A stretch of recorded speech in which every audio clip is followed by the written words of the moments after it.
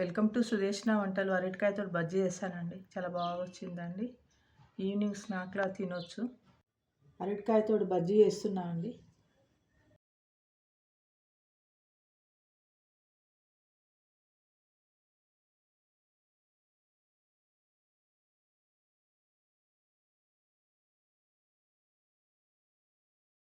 Cut చేశానండి, నల్లగా కాకుండా వాటర్ వేసి సాల్ట్ వేయానండి.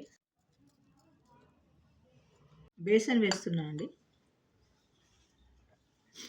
బియ్యపిండి వేస్తున్నాను, మిర్చి పౌడర్ వేస్తున్నానండి, పసుపు వేస్తున్నాను, వంట సోడా వేస్తున్నానండి, కొంచెము మిక్సీ చేయనండి.